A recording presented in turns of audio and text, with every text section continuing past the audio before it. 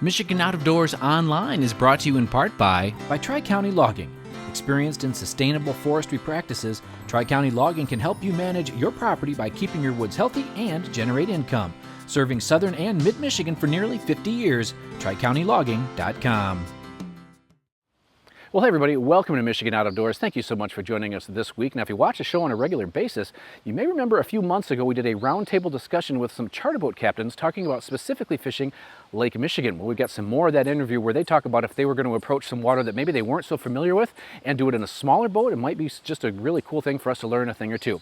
After that, we're going to head north to the East Bay and West Bay, just north of Old Mission Peninsula. I was just there this past weekend for fun doing a little smallmouth fishing and kind of struggling, but there are some guys that have been doing really good on the Cisco and Lake Trout up there. Lots of good stories on this week's show. You stay tuned. I'm Jimmy Gretzinger. It's time for Michigan Out of Doors.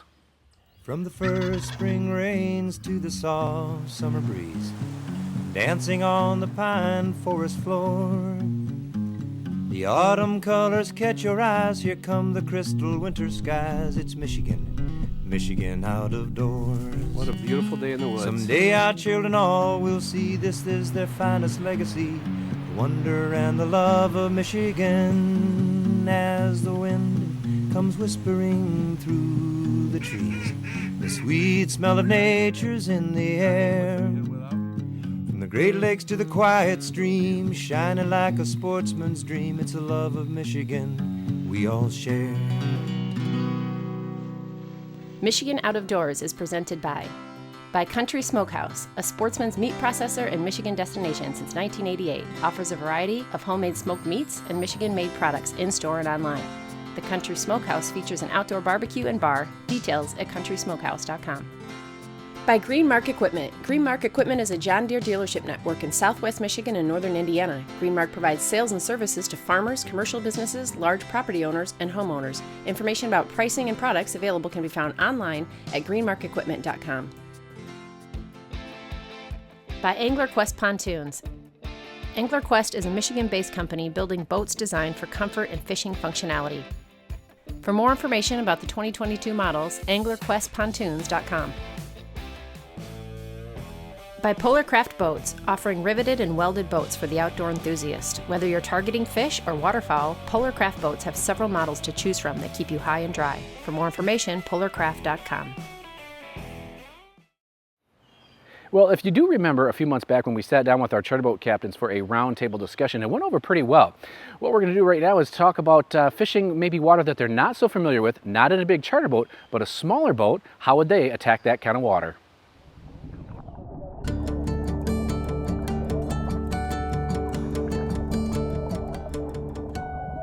So with the amount of knowledge you guys have and your years of fishing, and I think, you know, other charter boat guys kind of have their system and their setup and whatnot, but let's think of the guy that maybe gets out, you know, half a dozen to a dozen times a year. He's got a, you know, 16 to 20 some foot boat, and he's going to run 4 or 5 lines, let's say.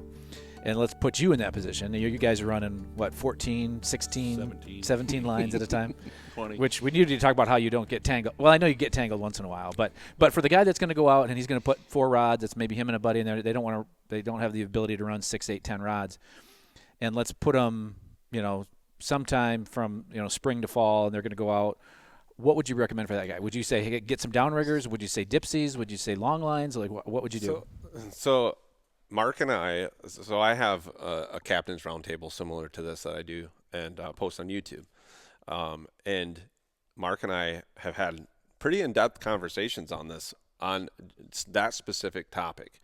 So I think there's a couple different things. Salmon fishing, knowledge is very important. Information is more important than knowledge. Like, you need to have information. And social media contains a tremendous amount of information. So on those days when you're not fishing, you should always be gathering a little bit of information, paying attention to the wind, especially wind directions, because that will make water cool off or warm up. It'll make the fish will shift because of the water temperature changes, which, you know, the bait moves as well. But creating a network, and we talked about this a lot, and the network is like all of us, we all fish, we all communicate, we share information.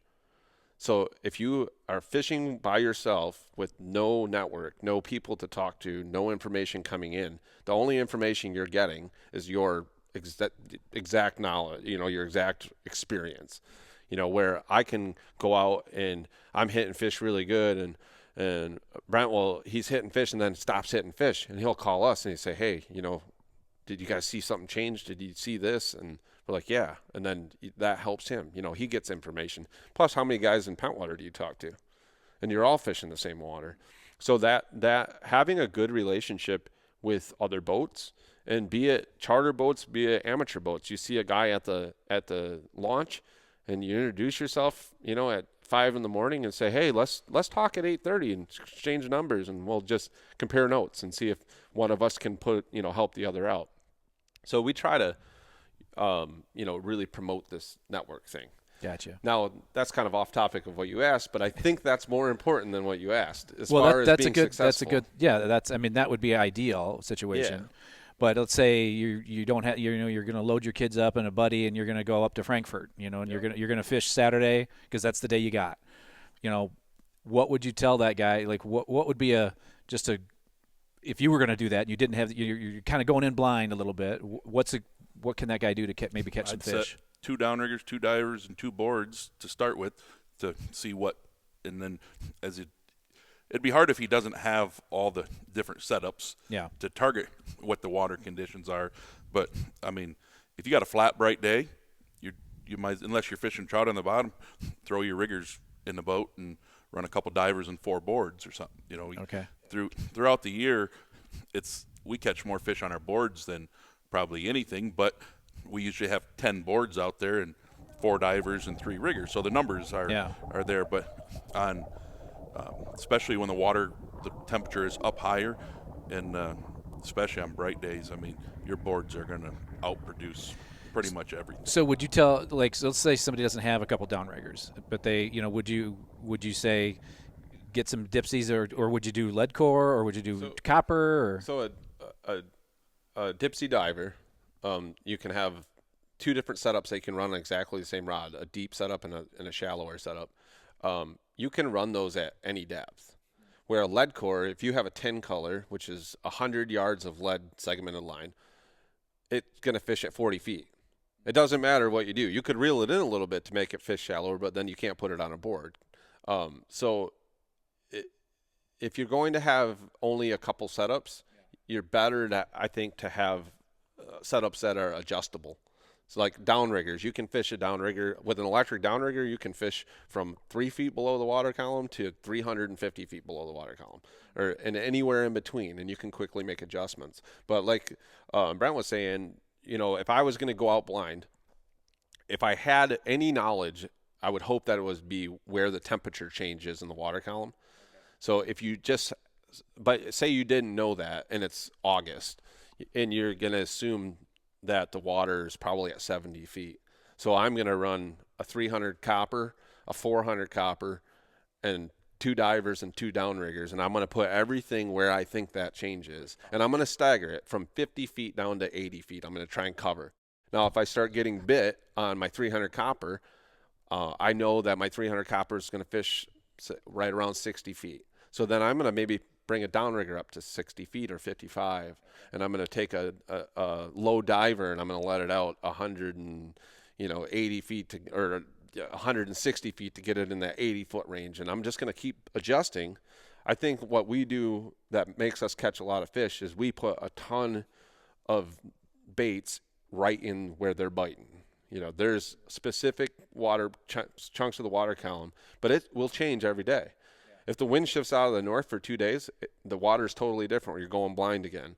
So it's like having that knowledge, but keeping good notes too. If you're fishing, you go out, you say, hey, the water's 71 degrees. Today it's August, whatever, and we're going to fish Frankfurt. And you can look back from a couple of years ago where you did similar time, similar weather conditions, and say, well, we had a double glow plug on a 10 color that was working. We had a rotator on a 300 copper that was working. That's where you start, But to go back to what Jimmy was asking, as far as for hey, mom and dad are jumping in the car, or dad and his boys and another dad and his boys are going. First thing to do your thing, check your knowledge, check the bait shops, check the internet to just get some ideas. Next thing is you sit there, if you know some charter boats that are in the area, take a look and see where they're going. Don't sit there and be fleas and jump on our back. Not all charter And boats. these are Ludington guys. I would follow sportsman charters. They come down and they find us and they just go bloop. Exactly, because we don't know the area, so we find the charter boat down there, which is sportsman, and we jump on top of them. Yeah. Sometimes they'll go right between me and Trevor and say, So as a charter boat captain, because this is something I think a lot of people do, I know I've done it in Florida before, not so much up here, but you'll go out with a charter boat captain and learn how to fish that stretch of water, and then you go get your boat. Is that, as a charter boat guy, are you like, that's we provide that service, or is it like, oh, I can't believe, because you might see that guy next to you the next day? It's not a problem until you sit there and they jump on top of you and they won't let you move. One of my things, I've got I'm a member of the Detroit area steelheaders, and I get phone calls. Hey, Mark, what are they doing? What are they doing? My rule is I will tell you everything and let you know where we're at. Just when you come out there, be courteous. Like Brent said, we come down there and block in. Well, no, you sit there, you can say, okay, Brent's in this area, we know we're in the area where the fish are, and you can communicate if you got a slide. The other thing is that, match what they're doing. If you sit there and you look and you see the sportsmen and you see, the different charter boats, Silver Addiction, and they're all at a certain angle, you might want to be on that angle because they're catching fish. And that goes to what Brent said, because this happened to me a couple years ago. I came down, we're running our north-south troll down there, and I'm like, man, I'm not catching fish. And, him and Trevor are catching fish. And all of a sudden, I get a text that says, east-west is best. And I looked and I went, shoot, he is going east-west, and I'm going north-south. I turned east-west, and all of a sudden, everything started going. So, you kind of match that troll, and to see exactly what's happening. Yeah. When his phone goes dead, it's really bad. So then that's when I just figured, what? I'll go down there, I'll find him, I'll lock him with radar, I can get his troll direction and everything and not have to bug him. As far as that goes. But as far as for like setups and stuff, make it to where you're flexible. Make it to where, what I used to do way back before I got to the bigger boats and such and couldn't carry much equipment. I think there's 60-some reels around here to be gone through. But I would take that, like he said, with the lead cores, get a 3, 5, 7, 10 setup. And then you can always let all the lead out and then put a pinch weight on it so you can change the depth. So now I don't have to have, like we've got 2, 3, 4s, 5s, and all those. You can adjust your depth to go where you need to be, look at your water clarity. Then to what Brent said as far as for, we run more boards than we do divers or riggers. I've got a 38 sitting here with almost a 15-foot beam, and I run 3 downriggers. When I started with my father, it was 5 to 6 riggers. It's a big difference. So, I would go with lead core. It's cheaper, easier to run, and more forgiving. And when you guys run, whether it's 6 rods or 15 rods, where are they deep on the outside or deep close to the boat, and then they shallowest go on the outside? Shallowest on the outside. So you're basically doing this with your boards. So your shallow running board will be all the way out, and your deep one first board out. Okay. So it's like this. So when you bring that fish in, you're coming over top of all the theory, it should swing back and go across. In theory, the fish grabs the bait, and it will begin to rise and go to the center from the drag. So one key to running that many rods is don't ever stop. If you stop, you're going to have a problem. Some guys small boats, they'll fish the pier heads, they'll hook a fish, they stop. That's fine if you have 3 rods out. Unless they're right in front of you. Unless they're right in front of you. That's not fine at all. Good. No. Does anybody have a best tangle story? That was well, yeah. To go back to the question before you go on, I think the beginning people, they're probably the thing they do wrong is they need to learn, especially up in our water where there's current, they need to know which direction to troll. Yeah. Troll direction is by far everything. The most important. There's days we go down our bank and you're popping fish and you don't turn around and the customer says, well, why aren't we going back there? So, well, we can, but we won't catch. I mean, I know by what the feel of the troll is and your fish hawk and everything that if I turn around, we're probably not going to catch nothing. So we'll waste an hour trolling back and turn around. Now you just killed an hour going back to that spot to try to repeat your troll, and those fish might not even be there no more. Where if you would have kept going for an hour, if a straight line troll is when the current tells you to do that. If you're going in a direction and everything's pulling right, and you're catching fish, you really don't want to turn around.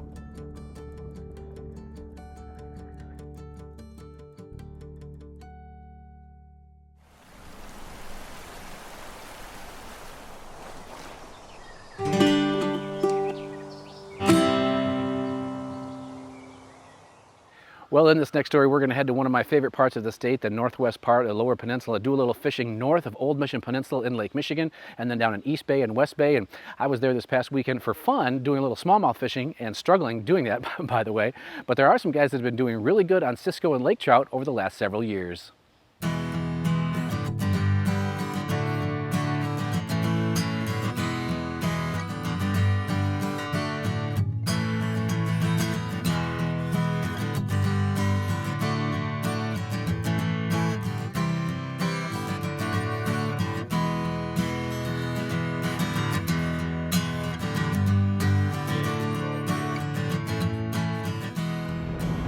We're out here in Lake Michigan. We're in some 57-foot water. We're gonna fish some blade baits. It's gonna be pretty fun. Light tackle, my favorite way to get them.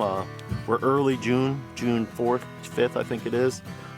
Bite has been amazing. They're right up on surface. We've seen a couple fish busting surface, and we're gonna fish them shallow and hook up some really nice lake trout on light tackle. So it should be good. No jigging, just twitching and fishing blades. One of my favorite ways to get them. So it should be a good time. Stay tuned.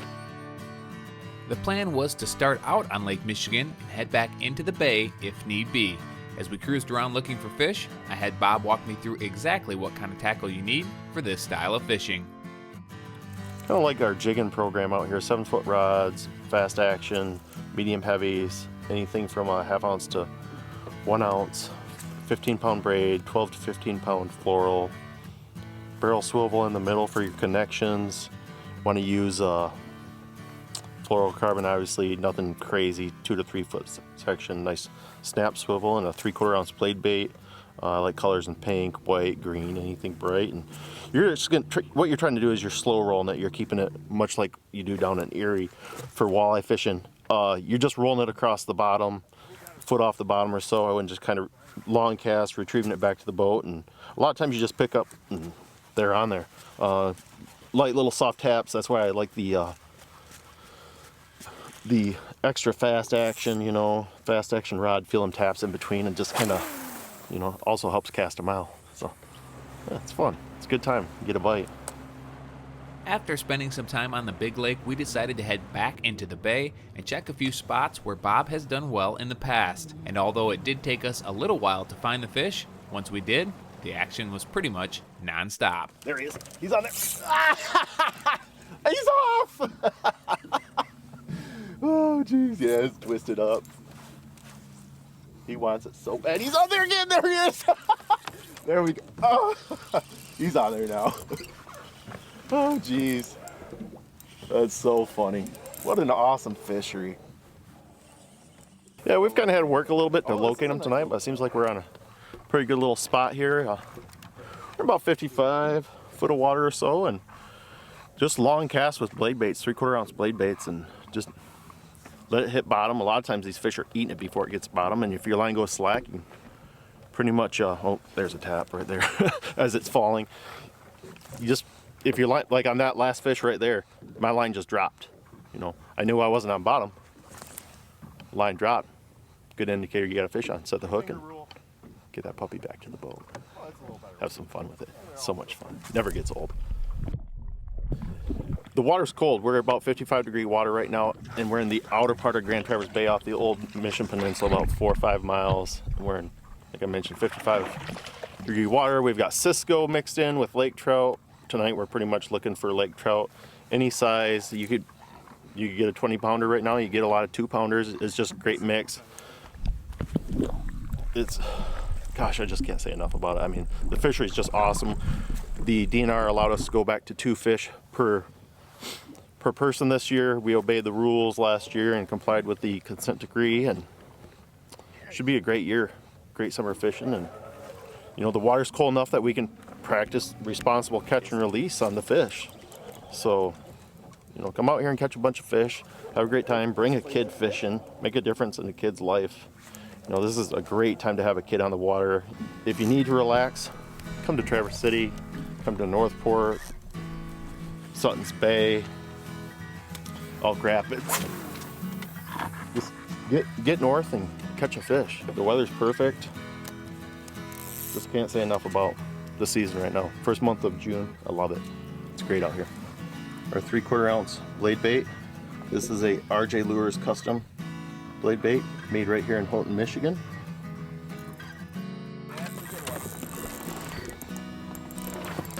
If it's got that rod bent like that, that's a good fish. That's a good fish. And that's what happens. Sometimes you lose them. Womp womp. It's still fun. No complaints. When you're hooking fish every cast out here on Grand Traverse Bay, no complaints. I wouldn't be surprised if it happened again right now. What a great fishery.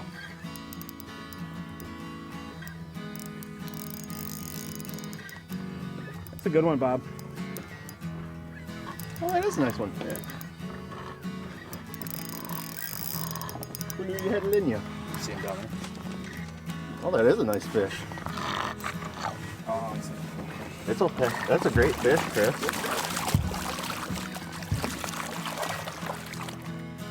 The spot we were fishing in tonight is located a few miles offshore, but Bob says you really don't need to go that far out, and you can find quality fishing close to shore. I mean, we're a couple miles, 5-6 miles offshore tonight because it's perfect night. If you have a 12-foot boat and it's glass calm like this, get yourself close to shore in 50 foot of water or so.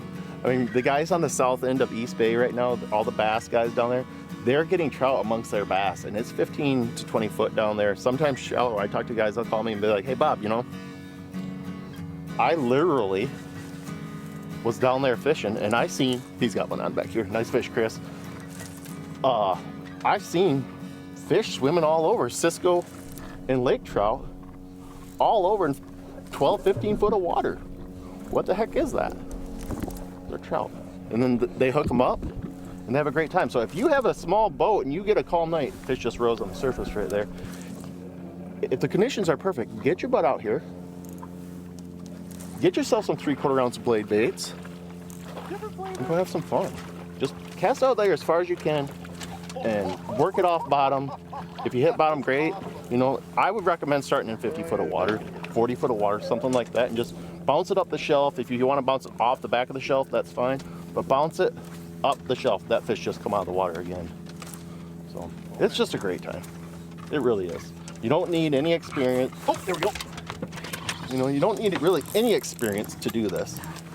It's just a lot of good old-fashioned fun. Look at that fish right there.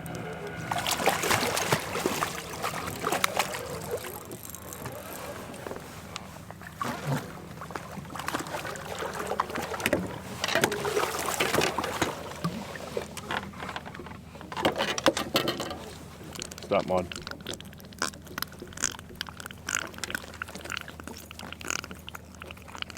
The cool part is the water is very cold. And these yeah, you're gonna fall in. Silly. Still licking. Crazy. They swim right away. They're super strong in this cold water. Very healthy for them. Best time of the year to catch and release lake trout. You can come out here. You gotta take special care of them in July and August, but you come out here in June, it's a good time. The water's cold. It's the best time to get them. That's funny. Good fish. Good fish. Good fish. All right, I'll let you be the star for a minute. Spent a little bit of time this evening searching around. We had a, you know, when you're out here, don't ever be afraid to lift your anchor, spot lock, whatever you're on, and move 5, 10, 15 miles, 2 miles, half mile, quarter mile, whatever it takes to find fish. That's exactly what we did here this evening.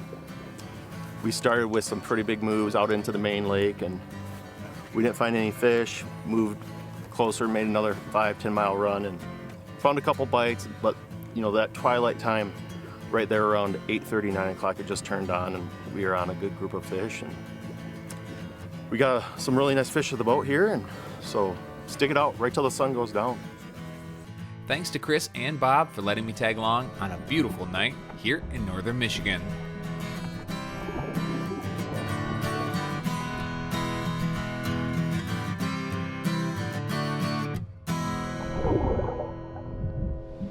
Well, everybody, thank you so much for watching Michigan Out of Doors this week. If you missed part of this week's show or maybe last week's show, you can always check us out online.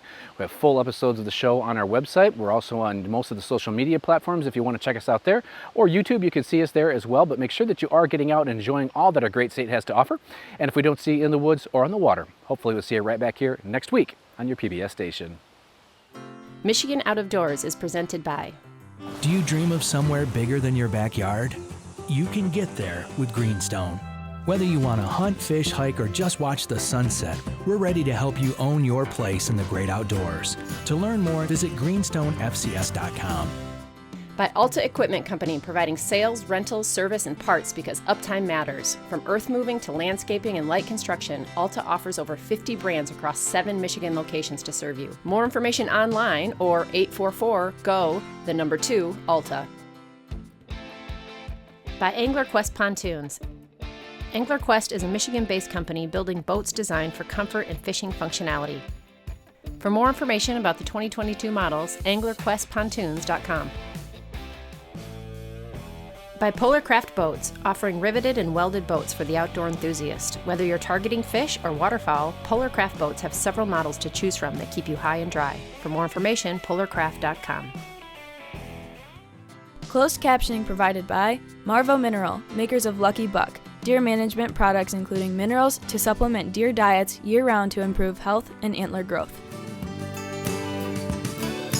When I wander far away, a dream stays with me night and day. It's the road that leads to my home state. I am a Michigan man. Changing seasons paint the scene like rainbow trout in a hidden stream. The white-tailed deer in the tall pine trees. I am a Michigan man. I am a Michigan man. Ask where I'm from and I'll show you my hands. Lord above, I love this land. I am a Michigan man. From the Keweenaw down to St. Joe, Kalamazoo, East to Monroe, to St. Marie and back again. I am a Michigan man.